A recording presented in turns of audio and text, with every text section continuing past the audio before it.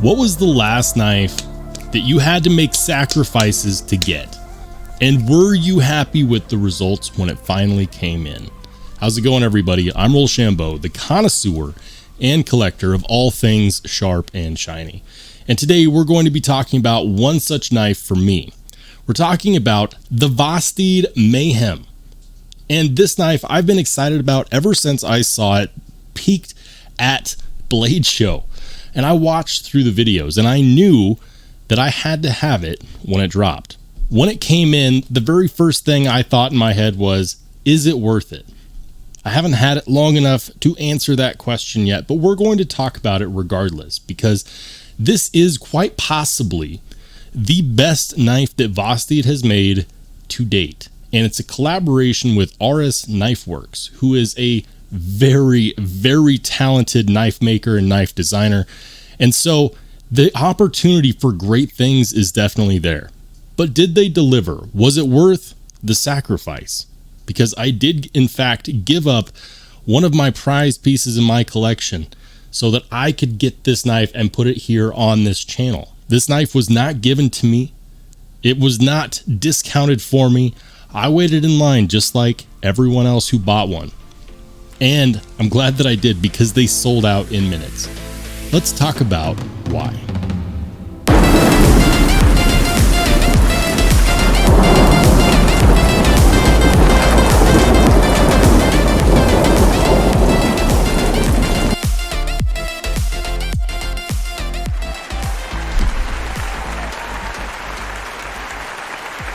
A little bit of Vanna White action for you today. This is the Vosteed Mayhem, and guys, I'm excited, and I'm gonna get into why. But this is how the package arrived, and I gotta be honest, it kind of looks like the mailman had his way with this one. I don't know if he saw red and all of a sudden decided to,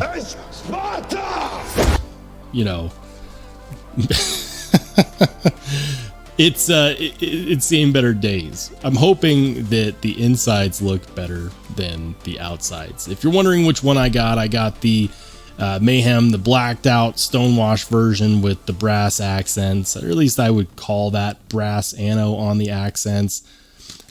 Let's go ahead and check it out.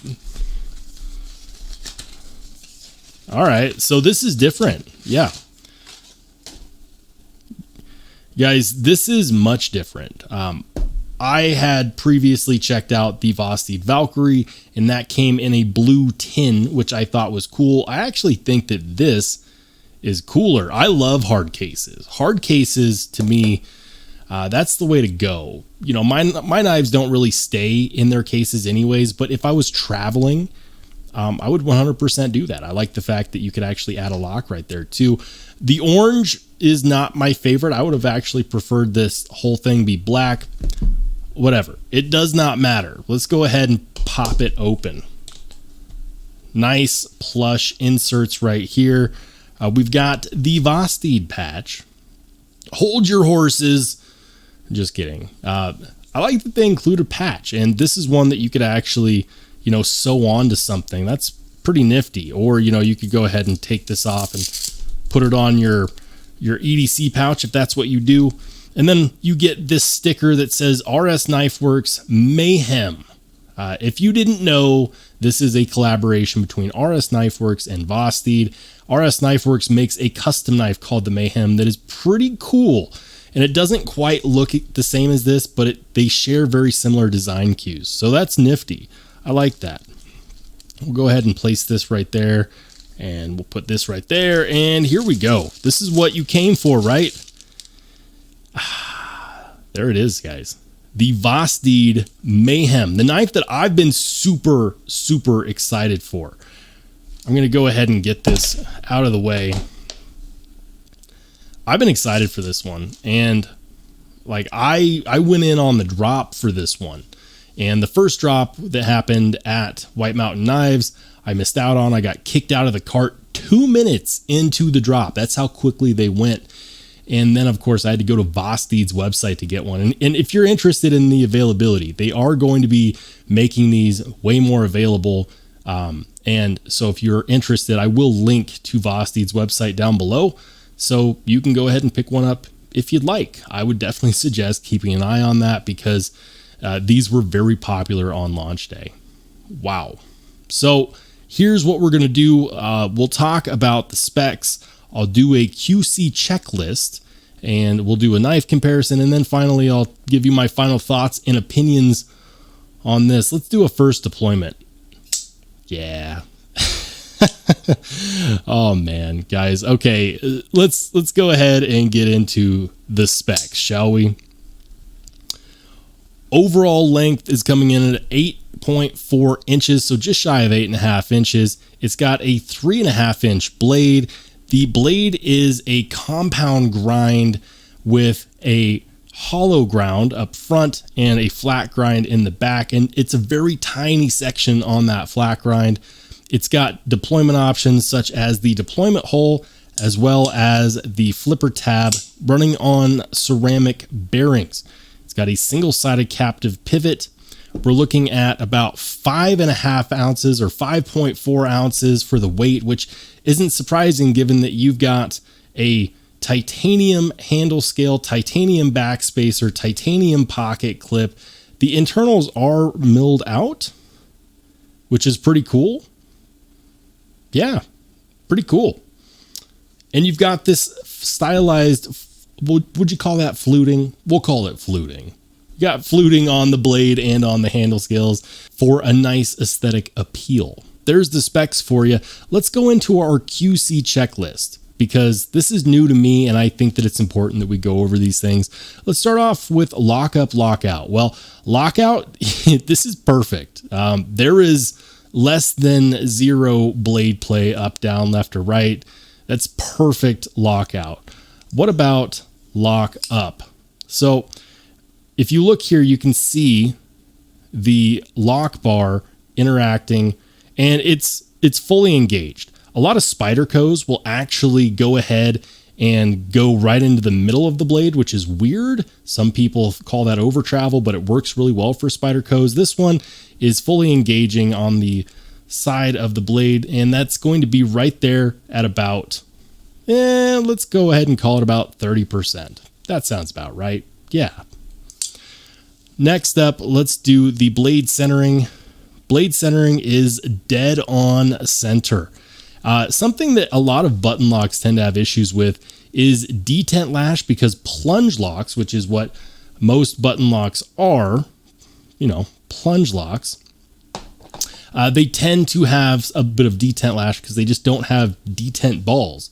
In this case, this one does have a detent ball, and there's no detent lash there, so check there. Finally, let's talk about the action.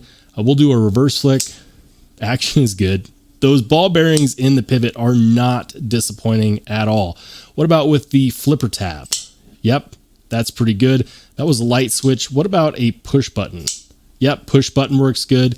I will say that I think that this pivot might be just a teensy bit over tightened. We could fix that later, but currently it's kind of a non-issue. Fit and finish looks good. There's no unfinished edges that I can feel or see. So yeah, lock up, lock out, check. Blade centering, check. No detent lash, check. Good action, check. It's a win so far, guys. Let's go ahead and do a quick knife comparison. What better to compare it against than the Spyderco Smock? These are the only two knives that share a button-driven compression lock, so you kind of have to actually compare them. And as you can see, the Smock is going to be a little bit shorter. In fact, I would say it's quite a bit shorter. Yeah. Carry profile, it's going to be a bit wider than the Smock. We'll go ahead and put that down here. What about up against another compression lock knife? This is the Spyderco Paramilitary 2. This is more like it. The length is going to be very similar. The blade profile is going to be very similar, but I would say that the Spyderco Paramilitary 2 has a little bit of a wider profile because of that typical Spyderco hump right there to account for the Spidey hole. Now, what about thickness? They're close. The Mayhem is going to be a bit thicker. No surprises there. We're talking about titanium slabs and a backspacer versus just, G10. So No surprises there. It's not going to be a significant amount though, so that's not a concern. I would say that if you feel comfortable carrying a Spyderco Paramilitary 2, this one is not going to be much different in your pocket, except it's going to be a bit heavier. I was so excited about this knife, and here's why.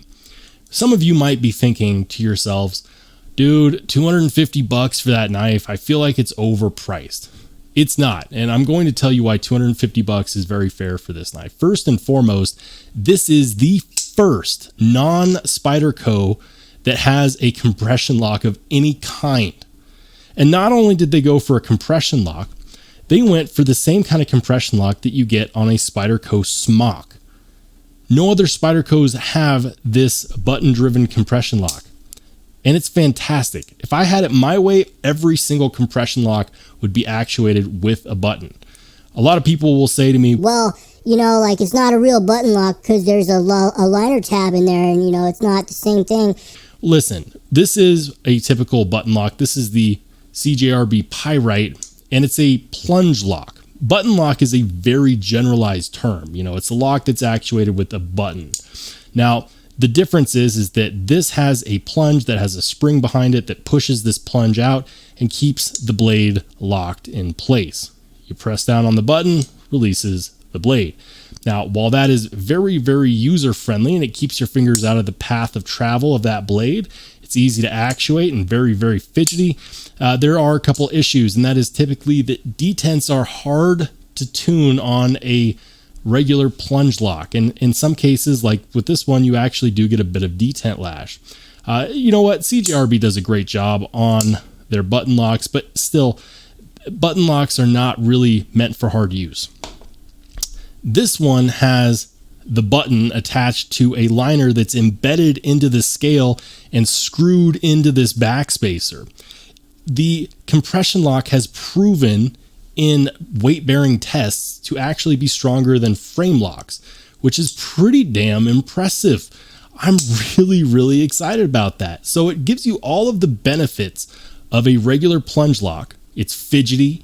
It keeps your hands out of the path of travel. It's easy to actuate with either hand.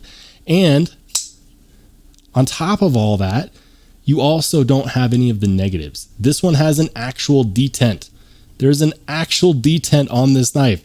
That means that you're going to have better action on deployment. If fidget factor is important to you, which it is to me, but not to everybody, you're going to get better action because you can build up pressure behind that detent before it breaks free and flicks the knife out. That's fantastic. That is absolutely fantastic. Now, some people might be saying, well, are they not, you know, stepping on Spyderco's toes with this? The compression lock was, in fact, a Spyderco patent. Well, lo and behold, Spyderco a couple years ago let that patent expire. And in an interview that Eric Glesser did at a Blade show a couple years ago, when they were asked why they let it expire, they said, we want to let people do their thing. We don't want to get in the way of innovation. We want to see what other companies can come up with because that level of competition helps us be better. And if you're wondering, this is not the first time a notable American knife company has done that.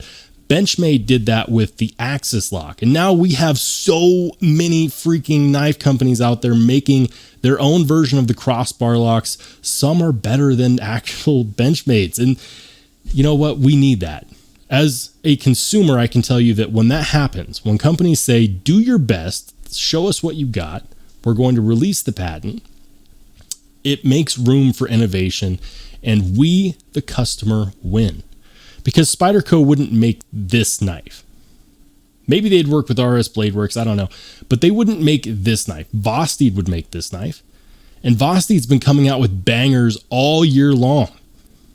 They had a little bit of flack thrown their way with the Valkyrie and the Raccoon when people would do the spine taps and the blade would pop open because the jarring would cause the plunge lock to release. Guess what? This is a compression lock. You could spine whack this baby all day, and unless you're doing something seriously egregious, it's not going to break that lock. That's awesome. And I can't help but wonder if Vosteed just got tired of people asking them about the integrity of their plunge lock design. And they said, you know what? You know what button lock won't fail a spine whack test? How about a compression lock that's driven by a button? And they did it.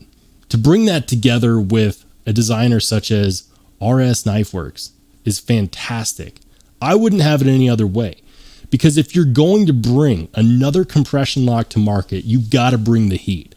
And they didn't disappoint. $250 so far, I think it's worth it. Now, I do need to live with this knife for a little bit. I do not regret my decision to sell another piece of my collection to get the very first knife that's not a Spyderco that has a compression lock. I'm excited. I'm really, really excited. Something I haven't talked about is the ergos. Ergos feel good. You can choke up here with this finger cutout. That feels good. My one small critique on this knife is that I do wish that this compound grind allowed for more of that thicker edge. Maybe if it had come out to here, I think that would have been perfect. And then you could truly get the most out of having a thinner edge and a thicker edge as far as use case scenarios are concerned. This is a button lock that you could use for more rigorous tasks. A common theme whenever I review a button lock is, yeah, it's going to be good for cutting up boxes, but I can't trust a button lock for anything more strenuous than that. Well, guess what? If that's you, this might be the one to look at, because compression locks are great. Let me know in the comment section down below. Are you looking forward to trying to get one of these? Did you already get one of these? If you did, what do you think? If you are going to try to get a hold of one, make sure to check the link down below, because depending upon when you watch this, they may in fact still be in stock. And if you want to see another video on a sweet knife that recently came out, make sure you click on the one that pops up next.